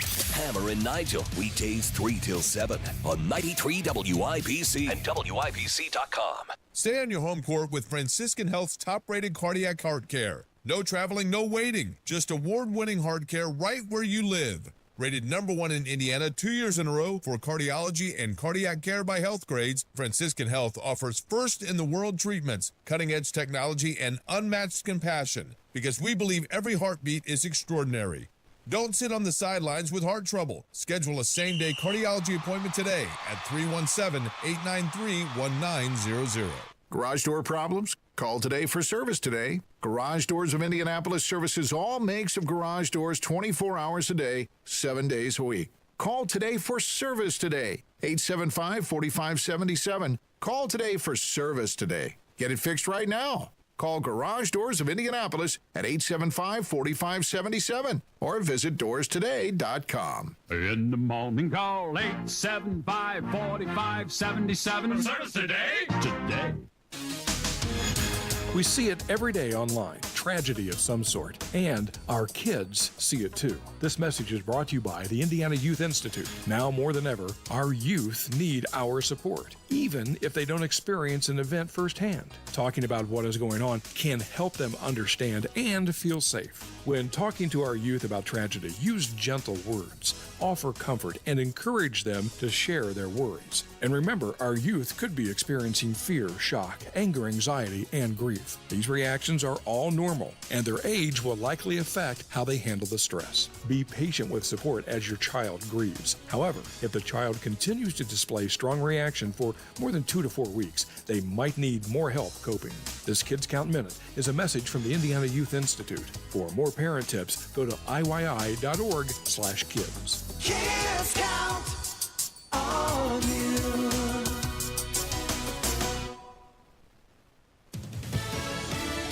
Fox News, I'm Roger Stern. President Trump says he's meeting with Russian President Vladimir Putin Friday to talk about Russia swapping territory with Ukraine. Now, it's not clear what territory would be swapped. Russia occupies about 20% of Ukraine, and Ukraine only controls about 30 square miles of Kursk after it launched an incursion into Russia last year. Fox's Lucas Tomlinson, Ukraine's president, refuses to cede land to Russia.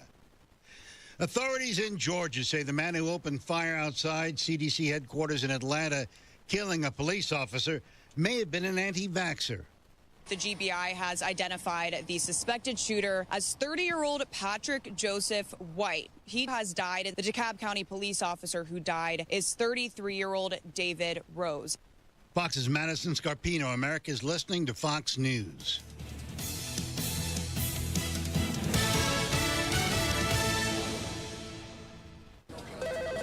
Comcast Business High Five Hotline. What's the state of your excitement? I signed my business up for the 5-year price lock guarantee, and I can't stop high-fiving people. High five! Okay, deep breath. High five. You're in a good place. You signed your business up for 5 years of gig speed internet and advanced security, all on our ultra-reliable network. Gig speeds and advanced security? I'm so stoked. Yep, and you get it at a great rate that's locked in for 5 years. Woo! The high five is just your body's way of saying, I'm winning. So this is natural. High-fiving everyone you see in a state of business savings enthusiasm? Totally natural. Sweet! Thank you! Thank you! High five, everybody! High five! The Comcast Business 5-year price lock guarantee is back, but only for a limited time, so sign your business up today. High five! Comcast Business, powering possibilities. Ends 9/21/25 for new customers with qualifying bundle. Current customers may be eligible depending on services and area. Guaranteed rate applies to monthly service charge, excluding taxes and fees. Other restrictions apply.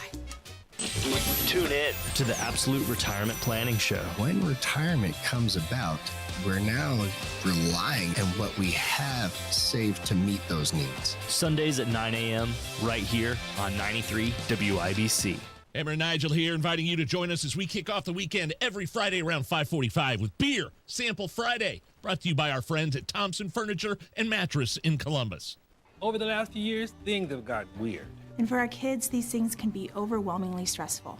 Scientific research and real-life experience tell us that the number one antidote to stress is authentic, trusted relationships. So that's why I am committed to building and maintaining a trusted space. This is a trusted space. Access free films and resources to build trusted spaces in your schools and communities at atrustedspace.org. The Indianapolis Public Library. More than just books. Visit your local branch today. Second to none on the Second Amendment. This is The Gun Guy with Guy Relford on 93 WIBC. And welcome back. I'm Guy Relford on The Gun Guy Show on 93 WIBC. So I enjoyed reading an article over at Reason.com. And if you don't follow Reason, they do a nice job. And it's like any other publication. I'm not going to agree with everything I see over there, but their approach to things, I think, is often rational and factually based, and that I appreciate. They're also not afraid to call out other publications when they see things published that are ridiculous, like, say, the New York Times tends to do on a regular basis. And the folks over at Reason went after the New York Times pretty hard here recently, based on reporting that the Times did about the shooting in Manhattan, where somebody from Nevada, and I don't name these people, you want to go do a mass shooting because you want to be famous, on my little old Saturday show in Indiana, I'm not going to help. Does that make any difference on a national scale? Well, of course not. But hey, if we all in the media had the same approach, I think we'd have an effect, because a lot of these people just want to be famous. They just want their name known across the country. And if the media would control that, I think we'd cut down on the number of these things we see. But the guy in Nevada took his AR, drove to Manhattan, New York, went to the building that houses the NFL, along with several other businesses, and killed a number of people. And of course, being New York, and it was a mass shooting, and one was that I'm sure was designed to be much worse than what it was, as horrific as it was. I believe 5 people, including the shooter, lost their lives. And as horrific as it was, obviously, I think the guy designed it to be worse. But the New York Times, following the Rahm Emanuel approach, would never want a good crisis to go to waste. And so, like we always see, anytime we have a shooting, we saw demands for gun control, and blaming states that don't have the worst forms of gun control, like, say, New York, blaming other states and their quote-unquote weak gun laws. Indiana gets accused of this all the time. Our weak gun laws get accused of causing all the gangland shootings in Chicago, which, of course, is ludicrous. But that's what we get blamed for all the time. Well, here the Times decided, well, we'll just blame the weak gun laws in Nevada for why we had this shooting in Manhattan. And what they focused on was they said that the shooter had been committed to a mental institution in Nevada, which should have made him unable, legally prohibited, from buying a gun in Nevada or anywhere else. But the weak background check systems, the weak background check requirement through the laws of Nevada, allowed this guy to escape detection, even though he'd been committed to a mental institution, buy his guns, drive to New York, and commit a horrible crime. And the headline from the Times article was gunman's mental health history did not prohibit gun purchase. And the suggestion was that, of course, it should have, because he was legally prohibited. Well, was he? And what actually happened? And this actually points out, I think, an important issue that I deal with as part of my law practice all the time in explaining to people what issues they're facing if they've been denied a gun purchase or denied a handgun license, and we're trying to work through exactly what the issue is. I deal with this issue all the time. The law that we're dealing with is a federal state, part of the Gun Control Act of 1968. It's been expanded and amended significantly since 1968, primarily through the Brady Bill in 1984, and before that in the Firearm Owners Protection Act of 1986. But one of the things that was built into that law as it exists today is that you're prohibited from possessing a firearm if you've been adjudicated to be mentally defective, is the term in the statute. Now, mentally defective is, I think, a somewhat objectionable term. As not easily offended as I am, that's somewhat of an offensive term.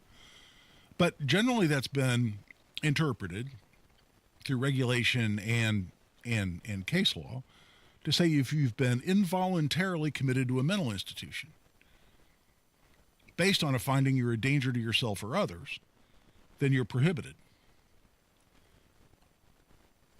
Does that mean if you've ever had any mental health treatment that you're prohibited from possessing a firearm? No, it does not mean that. And by the way, the Indiana State Police in their application for a license to carry handgun, and even though there's no license requirement in Indiana, there are many, many advantages to having one, and I encourage people who want to carry guns certainly to go ahead and get their license if they so choose. But in their application, it says, have you ever been treated for any form of mental illness? I'm paraphrasing, that's not the exact language. Have you been treated for a mental illness? And so I have people call me all the time. I mean, they're in front of their computer, they're filling out the application, and they'll say, well, I'm on antidepressants that my doctor prescribed to me several years ago. Do I have to answer yes to this? And there is a legal definition in Indiana of mental illness, and typically it involves causing dysfunction in your ability to live your life. And a lot of times what people are being treated for, like minor forms of depression, don't reach that level, and it's appropriate and honest to say no. But other people have been treated for other conditions. But if they say yes, they'll likely get denied their license to carry, but that doesn't mean they're legally prohibited, and it doesn't mean they won't eventually get their license. What the state police really is looking for is someone who's seen you as a mental health care professional, and preferably recently, to say, oh, yes, I treated them for this, that, or the other thing, but I've never seen any indication they're a danger to themselves or other. But that still is not even the real legal standard. That's for possessing a firearm, as set forth in federal statutes. That's adjudicated to be mentally defective, which means involuntarily committed. That's what applies to the subject matter of this New York Times article saying this guy shouldn't have been allowed to buy a gun. He should have shown up. If Nevada had decent background checks, was the suggestion of the article, the fact this guy had been committed would have shown up. And I went on a little bit of a bunny trail there with the Indiana license to carry process, a little bit of a different issue. But this guy had mental health issues, yes. Had a history of mental health problems, yes. Twice, he had been briefly held for what in Nevada they called, this is in 2022 and 2024, a mental health crisis hold.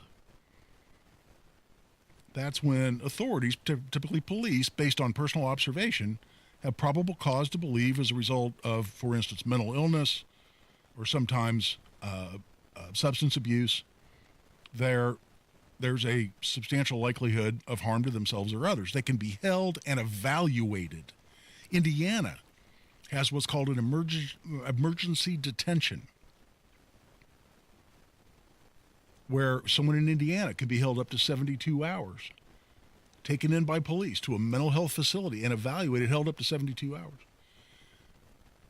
If within 48 hours, the institution or law enforcement applies to a court to hold them longer, to be evaluated for a longer period of time, to decide whether they should go through the involuntary commitment process, they can be held up to 14 days if a court approves that. And then potentially can go through an involuntary commitment process and be committed against their will. At the time they're committed, after that whole process, That's when they're prohibited from possessing a firearm, when they're involuntarily committed. What about in Nevada, what they call a mental health crisis hold, or in Indiana here, what we call an emergency detention? If you go through one of those, or let's say you check yourself in. I've had people call me going, I've had some horrible things happen in my life. I don't think I can deal with the stress. I want to check in voluntarily to the St. Vincent Stress Center or wherever it might be. I want to seek out some help, and I want to check myself in and get it on an inpatient basis. Am I going to lose my gun rights? That's what we'll go into when we come back as we wrap up this week's edition of the Gun Guy Show on 93 WIBC. It's another week of this. There's a very good chance that we'll have a settlement. And another day for this. Water rose 28 foot in 45 minutes. Plus, another possibility of this. Monitor the weather condition, the National Weather Service. That's why another update is just minutes away. Start saying we're not taking this anymore. Just another day. Not with all this happening every day. Happening now. 93 WIBC and WIBC.com.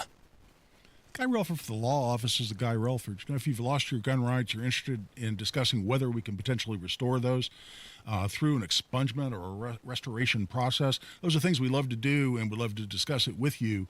Give us a call or contact us through the website. All the contact information is at relfordlaw.com. It's relfordlaw.com. If you can plan barbecues and weddings, you can plan to protect yourself from a natural disaster. Sign up for local alerts, prepare an emergency kit, and make a family communications plan. Get started at ready.gov/plan. Brought to you by FEMA and the Ad Council. It's the first day of the first grade, and she found a new best friend. It's a laid-back Sunday afternoon you wish would never end. The homemade taste of Bluebell and good friends gathered round. The good old days are being made right now. Open the lid on a carton of Bluebell Homemade in the Shade, and you'll have it made, so to speak. It's a combination of our top-selling homemade vanilla ice cream with a swirl of rich chocolate fudge sauce. Enjoy an instant classic. The good old days are being made right now. The good old days are being made right now. Look for Bluebell Ice Cream at Needler's Fresh Markets and Walgreens. Renewing your driver's license online or heading to the BMV?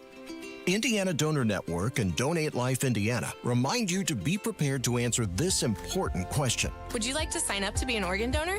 When you say yes to organ donation, your license could make you a lifesaver. Just one organ and tissue donor can save 8 lives and heal countless more. Your yes at the BMV is a possible life-saving gift. Say yes to organ donation. Community Health Network cares for your heart health. From heart scans and vascular screenings to complex heart procedures, you can count on our expert team for the highest quality cardiovascular care, when and where you need it. Your path to a healthy heart starts with knowing your risk. Schedule a heart scan or vascular screening today. Visit ecommunity.com/heart. Community Health Network. Exceptional care. Simply delivered.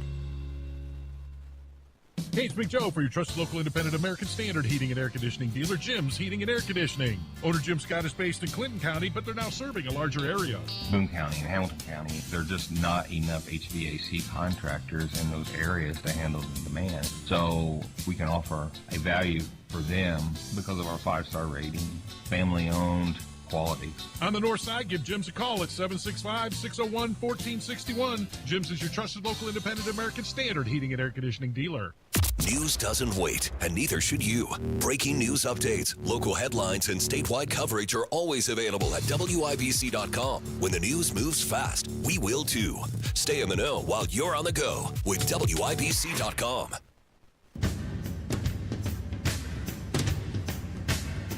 Second to none on the Second Amendment. This is The Gun Guy with Guy Relford on 93 WIBC.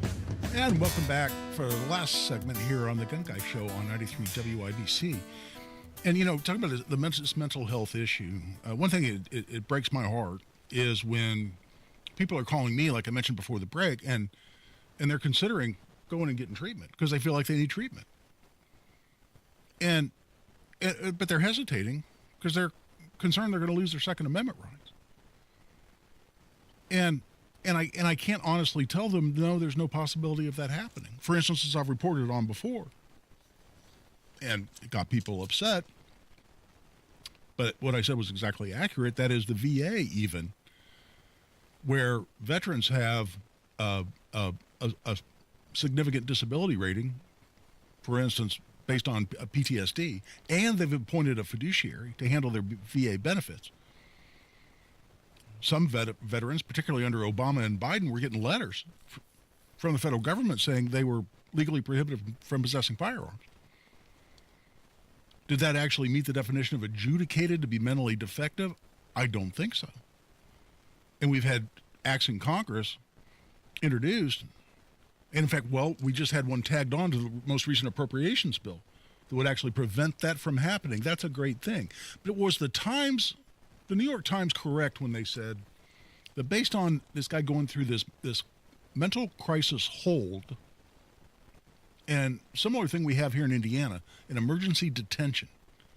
And a lot of times red flag cases start with an emergency detention. I've seen that happen over and over and over again, but I'm not talking about red flag. I'm talking about separate from a red flag proceeding. Are you prohibited from possessing firearms simply because law enforcement has taken you to a mental hospital, for instance, and had you held and evaluated? That's what happened in Nevada. That's what happens often here in Indiana, but it's what happened with the Manhattan mass shooter. Was New York Times correct that he'd been committed, therefore he was legally prohibited from possessing a firearm? No. That first step of being held and evaluated is just that. That's held and evaluated. Until authorities take the next step and actually have you committed against your will, now you're being held briefly and evaluated against your will. If people call me when they've been released, very upset, saying I had false allegations made against me. There was no way I was a danger to myself or anyone else. I had to sit in a hospital for 12 or 14 or 24 hours. But they're held against their will, yes, but only while they're being evaluated and not based on an actual determination and adjudication that they're a danger to themselves or others. That's what separates that emergency hold. That's why the New York Times was wrong. I was glad to see Reason.com call them out, and it was appropriate they did so.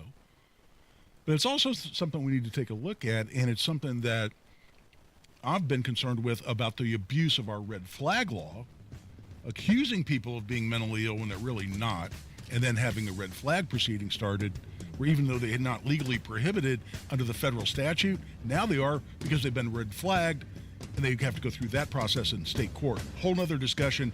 We're wrapping it up for this week. We hope you enjoyed it. We hope you come back. Always shoot straight.